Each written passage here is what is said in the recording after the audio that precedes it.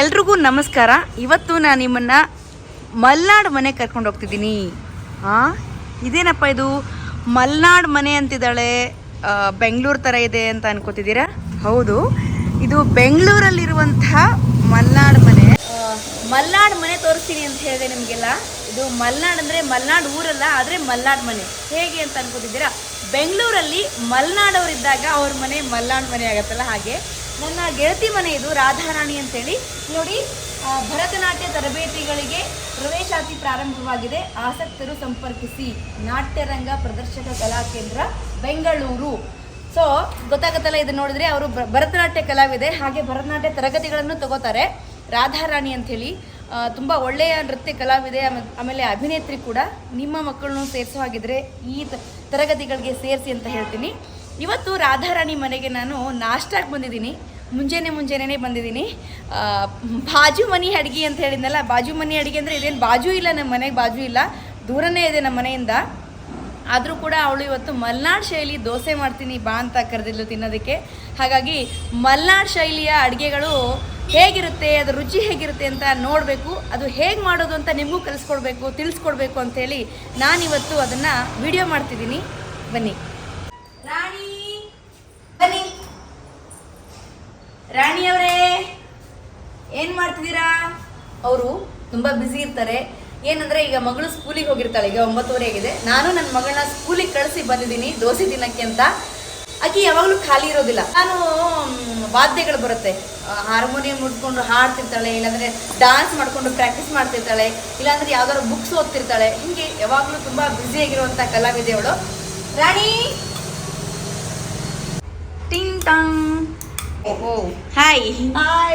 ದೋಸೆ ರೆಡಿನಾ? ರೆಡಿ ಮಾಡೋಣ ಬಾ.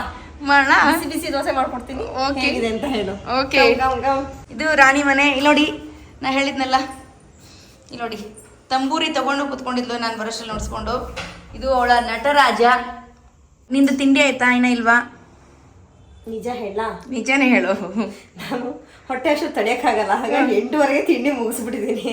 ಮಲ್ನಾಡಿನ ಟೈಮಿಂಗ್ ಫಾಲೋ ಮಾಡ್ತೀವಿ ನಾವು. ಮಾರ್ನಿಂಗ್ 8:30 ಒಳಗಡೆ ಬ್ರೇಕ್ಫಾಸ್ಟ್ ಮುಗ್ದೋಗ್ಬಿಟ್ಟಿರತ್ತೆ ನಮ್ದು. ಈಗ ನಾವು ತಿಂಡಿ ತಿಂದ್ಬಿಟ್ಟಿದೀವಿ. ನಿಮ್ಗೆ ಈಗ ಅದು ಒಂದು ದೋಸೆ ಮಾಡಿ ತೋರಿಸ್ಬೇಕು ಅಂತ ಇಟ್ಕೊಂಡಿದೀನಿ, ನಿಮಗೂ ತಿನ್ನಕ್ ಮಾಡ್ಕೊಡ್ತೀನಿ. ಹೌದಾ? ನಾನು ಹೇಳ್ತೀನಿ. ಈಗ ದೋಸೆ, ಇದು ಸೌತೆಕಾಯಿ ದೋಸೆ. ಸೌತೆಕಾಯಿಂದ ದೋಸೆ ಮಾಡ್ತಾರ? ಹೌದು, ಮಾಡ್ತಾರೆ. ನನಗೂ ಗೊತ್ತಿರ್ಲಿಲ್ಲ. ನನ್ ಗಂಡನ ಮದ್ವೆ ಮಾಡ್ಕೊಂಡ್ಮೇಲೆ ನಂಗೆ ಸೌತೆಕಾಯಿಂದ ಎಲ್ಲ ದೋಸೆ ಮಾಡ್ಬೋದು ಅಂತ ಗೊತ್ತಾಗಿದೆ. ಹೆಂಗೆ ಅದು? ಇದಕ್ಕೆ ಯಾವುದೇ ರೀತಿಯ ಉದ್ದಾಗ್ಲಿ, ಬೇರೆ ಕಾಳು ಬೇಳೆ, ಈ ಕಡೆ ಎಲ್ಲ ಬೆಂಗಳೂರು ಈ ಕಡೆ ಮಾಡ್ತಾರಲ್ಲ, ಈ ತರ ದೋಸೆ ಅಲ್ಲ ಇದು. ಬರೀ ಅಕ್ಕಿಗೆ ಸೌತೆಕಾಯಿ. ಆ ಕಡೆ ಮಲೆನಾಡಲ್ಲೇ ಬೆಳಿತಾರೆ ಸೌತೆಕಾಯಿನ. ಸ್ವಲ್ಪ ದೊಡ್ಡ ದೊಡ್ಡ ಸೌತೆಕಾಯಿ ಈ ಕಡೆ ಸಿಗತ್ತೆ, ಕಡಿಮೆ ಅಷ್ಟೇನೆ. ಆ ಸೌತೆಕಾಯಿ ನೀಟಾಗಿ ಸಿಪ್ಪೆ ತೆಗೆದ್ಬಿಟ್ಟು ಹೋಳ್ ಮಾಡ್ಕೊಂಡ್ಬಿಟ್ಟು ಅದನ್ನ ಅಕ್ಕಿ ನೆನ್ಸಿಟ್ಟಿರೋ ಅಕ್ಕಿಗೆ ರುಬ್ಕೊಳ್ಳೋದು. ಅಕ್ಕಿ ಎಷ್ಟೊತ್ತು ನೆನೆಸ್ಬೇಕು? ಸೇಮ್ ನಾವು ದೋಸೆಗೆ ಎಷ್ಟೊತ್ತು ನೆನೆಸ್ತೀವಿ ಆತರ ಅಕ್ಕಿ ನೆನ್ಸಿಟ್ಕೊಂಡಿರ್ಬೇಕು. ರುಬ್ಬಬೇಕಾದ್ರೆ ಸೌತೆಕಾಯಿನ ಕಟ್ ಮಾಡಿ ಹಾಕೊಂಡು ರುಬ್ಕೋಬೇಕು. ಸೌತೆಕಾಯಿ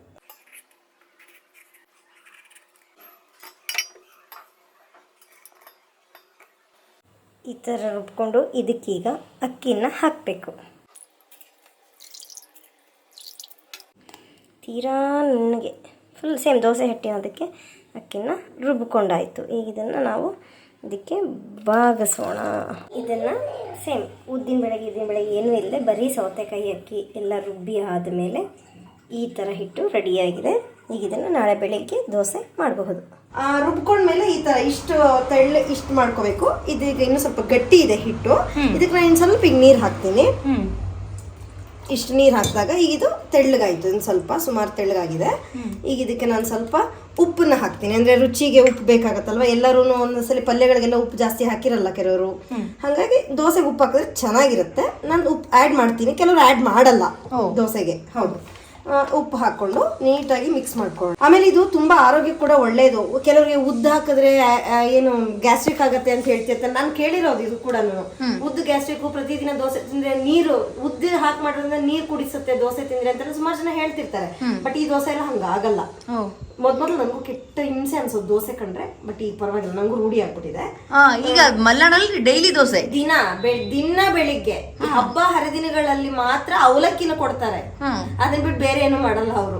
ದೋಸೆನೆ. ಈಗ ಎಲ್ಲಿ ನಮ್ಮ ಉತ್ತರ ಕರ್ನಾಟಕಕ್ಕೆ ಹೋದ್ರೆ ಹೇಗೆ ರೊಟ್ಟಿ ಮಾಡ್ತಾರೆ, ಹಾಗೆ ಉತ್ತರ ಕನ್ನಡ ಜಿಲ್ಲೆಯಲ್ಲಿ ದೋಸೆ ಕಾಮನ್. ಓ, ವೆರೈಟಿ ದೋಸೆಗಳು ಸೌತೆಕಾಯಿ ಹಾಕಿ ಮಾಡ್ತಾರೆ. ಮೊಗೆಕಾಯಿ ಅಂತ ಒಂದಿದೆ, ಒಂದ್ ನಿಮಿಷ ತೋರಿಸ್ತೀನಿ ನಾನು ಅದನ್ನ. ಇದು ಮೊಗೆಕಾಯಿ ಅಂತ, ಇದೂನು ಅಲ್ಲಿ ಬೆಳ್ದಿರೋದೆ. ನನ್ನ ಅತ್ತೆ ಪಾಪ ಪ್ರೀತಿಯಿಂದ ಬೆಳ್ದಿದ್ರು. ಅವ್ರು ಯಾರಿಗೂ ದುಡ್ಡು ಕೊಡಕ್ಕೆಲ್ಲ ಇಷ್ಟಪಡಲ್ಲ, ಹಂಗಾಗಿ ನಾನು ನನ್ನ ಕೈಲಿ ಆದಷ್ಟು ತಗೊಂಡು ಇಲ್ಲಿರೋರ್ಗೆಲ್ಲ ಕೊಟ್ಟಿದ್ದೆ. ನಾನೊಂದು ಇಟ್ಕೊಂಡಿದೀನಿ ಸೇವ್ ಮಾಡಿ. ಇದು ಸಾಂಬಾರ್ ಸೌತೆ, ಮಂಗಳೂರು ಸೌತೆ ಅಂತ ಏನಂತಾರಲ್ವಾ, ಅದ್ರದ್ದೇ ವರ್ಷನ್ ಇದು. ಅದಕ್ಕಿಂತ ಇದು ಪ್ಯೂರ್ ಇದೆ. ಇದು ಮಂಗಳೂರು ಸೌತೆ ಅಂತ ಮಾರ್ತಾರೆ, ಸೇಮ್ ಇದು ಅದೇನೇನೆ. ಆದ್ರೆ ಇದನ್ನ ಮಂಗಳೂರು ಸೌತೆ ಅಂತ ಮಾರೋ ಬೆಂಗಳೂರು ಸೌತೆ, ಬೆಂಗಳೂರಲ್ಲಿ ಮಾರೋ ಅದು ಇದು ಆಯ್ತು. ಮಂಗಳೂರು ಸೌತೆ ಅಂತ ಹೇಳೋ ಬೆಂಗಳೂರು ಸೌತೆ ಇದು. ಇದು ಮೊಗೆಕಾಯಿ ಅಂತಾರೆ ತುಂಬಾ ಜನ, ಆ ಕಡೆ ಎಲ್ಲರೂ ಇದನ್ನ ಮೊಗೆಕಾಯಿ ಅಂತಾರೆ. ಇದನ್ನು ಕೂಡ ಅಷ್ಟೇನೆ ದೋಸೆ ಮಾಡ್ಬೋದು, ಸಾಂಬಾರ್ ಮಾಡ್ಬೋದು, ಆಮೇಲೆ ಇದ್ರ ಜ್ಯೂಸ್ ಮಾಡ್ಕೊಂಡು ಕುಡಿಬಹುದು. ಇದ್ರ ಬೀಜ ಕೂಡ ಉಪಯೋಗ ಆಗತ್ತೆ. ಈ ಬೀಜನ ಕೂಡ ನೀಟಾಗಿ ತೆಗೆದು ತೊಳೆದ್ಬಿಟ್ಟು ರುಬ್ಬಿಟ್ಟು ಅದರಿಂದ ಹಾಲು ಬರುತ್ತೆ ಆ ಬೀಜದಿಂದ. ಅದಕ್ಕೆ ಸಕ್ಕರೆ ಹಾಕ್ಬಿಟ್ಟು ಮಕ್ಕಳಿಗೆಲ್ಲ ಕುಡಿಸ್ತಾರೆ. ಈ ಹೀಟ್ ಕಂಟ್ರೋಲ್ ಮಾಡತ್ತೆ, ಮತ್ತೆ ಕ್ಯಾಲ್ಸಿಯಂ ಇಲ್ಲದೆ ಕ್ಯಾಲ್ಸಿಯಂ ಬಿಲ್ಡ್ ಆಗತ್ತೆ ಅಂತೆಲ್ಲ ಹೇಳ್ತಾರೆ. ಏನು ಬಿಸಾಕೋಂಗಿಲ್ಲ. ಕೆಲವರು ಈಗಂತೂ ಇನ್ನು ಸ್ವಲ್ಪ ಫಾರ್ವರ್ಡ್ ಆಗಿದ್ರೆ ಸಿಪ್ಪೆನ್ ಕೂಡ ಚಟ್ನಿ ಅದು ಇದು ಅಂತೆಲ್ಲ ಮಾಡ್ತಾರೆ. ಫ್ರೈ ಮಾಡ್ಬಿಟ್ಟು ಸ್ವಲ್ಪ ಕಾಯಿ ಹಾಕ್ಬಿಟ್ಟು ಅದನ್ನು ಮಾಡ್ತಾರೆ. ವೇಸ್ಟ್, ಇದರಿಂದ ಏನನ್ನು ವೇಸ್ಟ್ ಮಾಡಲ್ಲ. ಸೌತೆಕಾಯಿದು ಅಷ್ಟೇ, ಇದು ಏನು ಸೌತೆಕಾಯಿ ದೋಸೆಗೆ ರೆಡಿ ಮಾಡ್ಕೊಂಡಿದೀವಲ್ಲ, ಇದ್ರದ್ದು ಅಷ್ಟೇ, ಯಾವ್ದನ್ನು ವೇಸ್ಟ್ ಮಾಡಲ್ಲ. ಇದು ಮೊಗೆಕಾಯಿ, ಇದರಿಂದನೂ ಮಾಡ್ಬೋದು. ಎಸ್. ಸೊ ಇದು ಸೌತೆಕಾಯಿ ದೋಸೆ. ಇದು ಸೌತೆಕಾಯಿ ದೋಸೆ. ಮೊಗೆಕಾಯಿ ದೋಸೆ ಮಾಡ್ತಾರೆ, ಸೌತೆಕಾಯಿ ದೋಸೆ ಮಾಡ್ತಾರೆ, ಹೀರೆಕಾಯಿ ದೋಸೆ ಮಾಡ್ತಾರೆ. ಹಿಂಗೆ ಸುಮಾರು ದೋಸೆಗಳು ಮಾಡ್ತಾರೆ. ಅವಲಕ್ಕಿ ದೋಸೆ ಅಂತ ಮಾಡ್ತಾರೆ. ಅವಲಕ್ಕಿ ಅಷ್ಟೇ ಹಾಕ್ತಾರೆ, ಅಕ್ಕಿ ಉದ್ದ ಹಾಕಲ್ಲ, ಬರೀ ಅವಲಕ್ಕಿ ಹಾಕಿ ದೋಸೆ ಮಾಡ್ತಾರೆ. ಅಕ್ಕಿ ಹಾಕ್ತಾರೆ, ಅಕ್ಕಿ ಅವಲಕ್ಕಿ ಅಷ್ಟೇನೆ. ಆಮೇಲೆ ಅಕ್ಕಿ ಚುರುಮುರಿ ಹಾಕಿ ದೋಸೆ ಮಾಡ್ತಾರೆ. ಎಲ್ಲ ಬೇರೆ ಬೇರೆ ಟೇಸ್ಟ್ ಇರುತ್ತೆ. ಉದ್ದು ಬಳಸ್ತಾರೆ ಅಂತಂದ್ರೆ ಅದು ಅಪರೂಪ. ಉದ್ದು ಬಳಸೋದು ಅಪರೂಪ. ಅವರು ಇಲ್ಲಿ ಉದ್ದು ಬಳಸಿದ್ರೆ ಮಾತ್ರ ದೋಸೆ ಆಗುತ್ತೆ. ಈ ಕಡೆ ಎಲ್ಲ, ಆ ಕಡೆ ಎಲ್ಲ ಉದ್ದು ಬಳಸೋದೇ ಅಪರೂಪ. ಇದೆಲ್ಲ ದೋಸೆ. ಆಮೇಲೆ ಇದನ್ನ ಮಾಡೋ ಸ್ಟೈಲ್ ನೋಡೋಣ ಈಗ. ನಾನು ಆದ್ರೆ ಬರುತ್ತಲ್ಲ ದೋಸೆ? ಬರುತ್ತೆ, ನೋಡೋಣ ಅಲ್ವಾ ಈಗ. ಇನ್ನೇನು ಹೇಳಿದಿಲ್ಲ ನಾನು ಸೌತೆಕಾಯಿ ದೋಸೆ ಮಾಡ್ತೀನಿ ಅಂತ, ಅದನ್ನ ಕೇಳೇ ಶಾಕ್ ಅಲ್ಲೇ ಬಂದಿದ್ದೀನಿ. ಇದು ನಮ್ಮೂರಿಂದನೇ ನಮ್ಮಲ್ಲಿ TSS ಅಂತ ಇದೆ. ಆಕ್ಚುಲಿ ಈ ಹೆಂಚಲ್ಲಿ ನಂಗೆಲ್ಲ ಏನು ಪರಿಚಯ ಇರ್ಲಿಲ್ಲ. ನಮ್ಮ ಮಾವ ಪಾಪ ಮೊಮ್ಮಗಳು ಬರೀ ದೋಸೆ ತಿಂತಾಳೆ, ನಿನ್ನ ಹತ್ರ ಹಂಚು ಸರಿ ಇಲ್ಲ ಅಂತ ಹೇಳ್ಬಿಟ್ಟು ನಮ್ಮ ಮಾವ ಕೊಡ್ಸ್ ಕಳ್ಸಿದ್ದಾರೆ ಇದನ್ನ. ಎಸ್, ಇದು ನಮ್ಮ ಮಾವ ನನಗೆ ಕೊಡ್ಸಿರೋಂಥದ್ದು ಹಂಚು. ಇದು ಅಲ್ಯೂಮಿನಿಯಂ ಅಂತಾರಲ್ವಾ, ಆ ಕ್ವಾಲಿಟಿ ಇದೆ. ಬೇಸಿಕ್ ದೋಸೆ. ಇದು ನಾನ್ ಸ್ಟಿಕ್ ಅಲ್ಲ, ನಾನ್ ಸ್ಟಿಕ್ ನಾನು ಯಾವ್ದು ಬಳಸಲ್ಲ. ಇದು ಇದೆ ನೋಡಿ. ಏನಿದು ಸ್ಪೂನ್? ಸ್ಪೂನ್ ಅಲ್ಕಣಿ. ಇದು ಅಡಿಕೆ ಹಾಳೆ ಇರುತ್ತಲ್ವಾ, ಇಲ್ಲೆಲ್ಲ ಬ್ರಷ್ ಅಲ್ಲಿ ಅದ್ರಲ್ಲಿ ಇದ್ರಲ್ಲೇ ಎಣ್ಣೆ ಹಚ್ತಾರಲ್ವಾ, ಈ ಪ್ಲಾಸ್ಟಿಕ್ ಬ್ರಷ್ ಬಂದಿರ್ತಾವಲ್ಲ, ಎಸ್ ಅದ್ರಲ್ಲಿ ಹಚ್ತಾರೆ. ನನಗೂ ಅವೆಲ್ಲ ಹುಚ್ಚಿತ್ತು, ಬಟ್ ಆದ್ರೆ ಮಲ್ನಾಡ್ಗೊಮ್ಮೆ ಆ ಹುಚ್ಚೆಲ್ಲ ಬಿಟ್ಟೋಗ್ಬಿಟ್ಟಿದೆ. ಇದನ್ನ ನಮ್ಮ ಅತ್ತೆ ಬಳಸ್ತಿದ್ರು, ಹಚ್ಚಕ್ ಚೆನ್ನಾಗಿರತ್ತೆ ಅಂತ. ತೊಳೆದ್ಬಿಟ್ಟು ಮತ್ತೆ ಯೂಸ್ ಮಾಡ್ಬೋದು. ಏನಿದು? ಅಡಿಕೆ ಹಾಳೆದು. ಅಡಿಕೆ ಹಾಳೆದು ಎಣ್ಣೆ ಹಚ್ಚಕ್ ಬಳಸೋದು. ಎಸ್, ನೋಡಿ ಆತರ ನಾನು ಕೂಡ ಊರಿಂದ ತಗೊಂಡ್ ಸ್ಟೋರ್ ಮಾಡಿ ಇಟ್ಕೊಂಡಿದ್ದೆ. ನಿಂಗೂ ಬೇಕಾದ್ರೆ ಕೊಡ್ತೀನಿ. ವಾವ್ ಮೈ ಗಾಡ್. ಓಕೆನಾ, ಈ ತರ ಇದು ಎಣ್ಣೆ ಹಚ್ಚಕ್ ಬಳಸೋದು. ಎಣ್ಣೆ ಹಚ್ಚೋದಕ್ಕೆ ಈಗ ಹಂಚಿಗೆ ಎಣ್ಣೆ ಹಚ್ಬೇಕಲ್ವಾ, ನಾನು ಹಚ್ಚಿ ತೋರಿಸ್ತೀನಿ, ನೋಡೇ ಬಿಡೋಣ. ಓಕೆನಾ, ಈ ತರ ನೋಡಿ ನೀಟಾಗಿ ಎಣ್ಣೆನ ಅಪ್ಲೈ ಮಾಡ್ಕೋಬೇಕು. ಆಮೇಲೆ ಇದಕ್ಕೆ ಈ ಆಕ್ಚುಲಿ ಕೊಬ್ಬರಿ ಎಣ್ಣೆ ಹಚ್ಚಿದ್ರೆ ದೋಸೆ ಎದ್ದೇಳಲ್ಲ. ಇದಕ್ಕೆ ಕಡಲೆಕಾಯಿ ಎಣ್ಣೆನ ಬಳಸ್ತೀನಿ ನಾನು. ಕಡಲೆಕಾಯಿ ಎಣ್ಣೆ ಅಥವಾ ಸನ್ಫ್ಯೂರ್ ಎಣ್ಣೆ, ತುಂಬಾ ಹೆಚ್ಚಿನ ಪಾಲ್ ಕಡಲೆಕಾಯಿ ಎಣ್ಣೆನೆ ಬಳಸ್ತೀನಿ ನಾನು. ಸನ್ಫ್ಯೂರ್ ಕಡಿಮೆ, ಅದನ್ನು ಬಳಸಬಹುದು. ಆದ್ರೆ ಕೊಬ್ಬರಿ ಎಣ್ಣೆ ಹಚ್ಚಿದ್ರೆ ಫಸ್ಟ್ ಎದ್ದೇಳಲ್ಲ. ದೋಸೆ ಮೇಲ್ಗಡೆ ಬೇಕಾದ್ರೆ ಕೊಬ್ಬರಿ ಎಣ್ಣೆ ಹಾಕೋಬಹುದು. ಬಟ್ ನೀವೆಲ್ಲ ಅಡಿಗೆನೂ ಮಲೆನಾಡವರು ಕೊಬ್ಬರಿ ಎಣ್ಣೆಲೇ ಮಾಡೋದು. ಅಫ್ಕೋರ್ಸ್ ಎಲ್ಲದೂ ಕೊಬ್ಬರಿ ಎಣ್ಣೆ, ಹೆಚ್ಚು ಕಡಿಮೆ ಹಚ್ಕೋತೀನಿ. ಕಾಯಿದೆ ಒಂದು ಸ್ವಲ್ಪ ಹೊತ್ತು ದೋಸೆ. ಆಮೇಲೆ ಈ ದೋಸೆನ ನಾನು ಇದರಿಂದ ಹಿಂಗಿಂಗ್ ಮಾಡಲ್ಲ ನಾನು.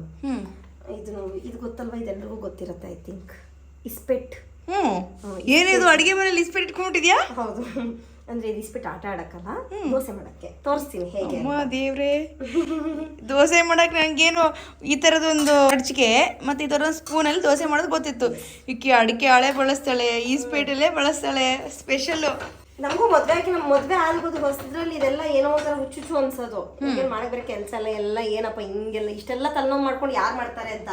ಇಲ್ಲ, ಆದ್ರೆ ಇದ್ರಲ್ಲಿ ಮಜಾ ಇದೆ. ನಿಂದು ಊರ್ ಬೇರೆ ಅಲ್ವಾ? ಹೌದು, ನಾನು ಬೆಳಗಾಂ. ಸೊ ಬೆಳಗಾಂ ಕಲ್ಚರ್ ಬೇರೆ, ಕಲ್ಚರ್ ಬೇರೆ.